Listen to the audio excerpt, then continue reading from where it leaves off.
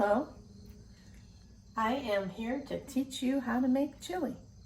But the most important thing to know about making chili is that there are no real rules. You use what you have on hand and you have fun with it. Because the essential ingredient is love and a little bit of joy. Doesn't hurt either. I am going to make Chaplin's chili with chicken sausage today. But you can easily make this a vegetarian chili. Just a word about beans. This is personal preference. I like a pinto bean, a white northern bean. Some people like black beans. Some people like kidney. There's no judging on the beans. You use what you have on hand and you use what you like. If you were making a vegetarian chili, I would highly recommend finding chipotle chilies in adobo sauce. Don't use a lot, but it really gives it that extra kick. This morning I'm using hot Italian chicken sausage as my meat base, and I'm also going to make this with a green sauce. So it might look a little, I don't know, off, but it's yummy nonetheless. Green sauce is used with tomatillos and green chilies. I like the Trader Joe's brand, but again, doesn't matter what you use. And I will be using white bean, chili beans, white northern beans this morning. My spices are oregano, garlic powder, and of course chili powder. And you can use a very basic chili powder that you can find at Stop and Shop or any local grocery store. Or you can get a little fancy and use an ancho chili pepper powder, which is fun. I use this to just kind of add little hints of cocoa or cinnamon into the chili. But again, you got to do what you feel most comfortable with. I had a half of a red onion on hand left over from another dish I made yesterday. So I'm going to be chopping that up, and I'm going to be sauteing the meat, and I'm going to get right back to you soon. Okay, hang on. Okay, you can see that I'm sauteing, browning this chicken. When you use chicken sausage, it doesn't have a lot of fat, so you've got to brown it in some, I use olive oil. Any kind of oil will work, but probably olive oil is the best. And I'm browning this so that it's cooked through, and I'm going to add the chopped red onion. The other reason why I like to use red onion is it doesn't usually make me tear up, and I just find it to be a tastier onion. But again, this is all personal preference. So here comes the onion.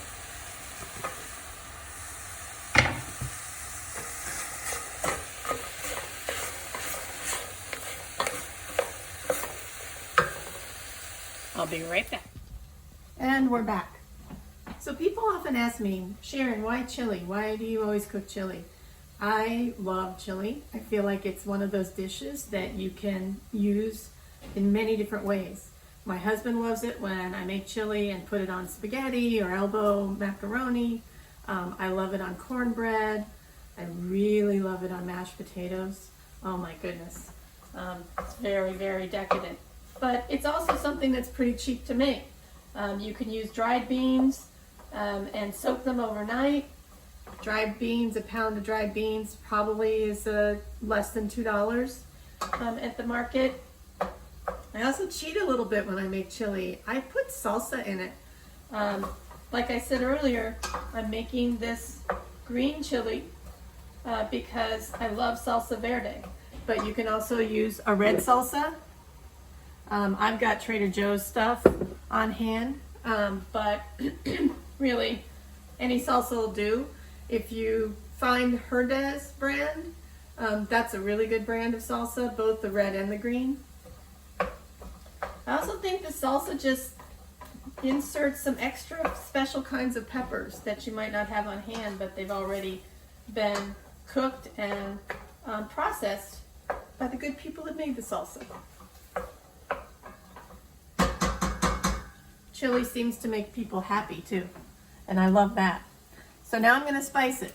So a little bit of oregano, Usually when I use oregano, I want to put it in my hand first, like I'm doing. I don't really take measurements. This is kind of the amount I'm using, probably a teaspoon or so. And then to activate it, you just kind of rub it, crumble it with your fingers. Throw in a little bit of California garlic powder. Again, that's just a personal preference. And Anjo chili. Has a little cocoa, a little cinnamon flavor. I'm making this chili a couple of days in advance of when I'm going to actually serve it, because I think it's better the next day or so, and that has to do with the tomatoes. This is true if you're making pasta marinara sauce. Letting the tomato sauce kind of marinate a bit with everything else that you put in the pot. It just, oh, it's so good. Last night I made stuffed green peppers with lamb and brown rice, and with a marinara sauce that I use banana peppers and just tomatoes and some coriander seasoning and garlic. And I already smelt it this morning. I haven't baked it yet, but I checked on it in the fridge, and oh, was it good. Okay, so now I'm ready to put in the green sauce.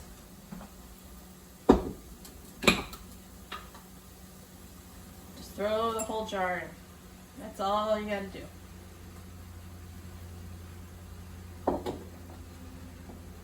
Let me show you what it looks like. Isn't that pretty? I mean, it's probably up to the individual to decide if it's actually pretty, but it smells really good. And I think it looks pretty. So all that would be left to do for this chili is for me to throw in some beans, and then for it to simmer for about 45 minutes, and then it would be done. And you would look into seasoning for taste and just deciding if it needs more heat or not. I'm probably going to put in some jalapeno peppers because I like heat, but I usually either grill these or roast them in the oven before I put them in, and it comes to a fuller flavor. And so that would be the only ingredient that you'll see that I have not quite put in yet. So I hope that you enjoy making chili and that you share it with people you love. And this was fun to try to figure out how to do this on camera. Bye.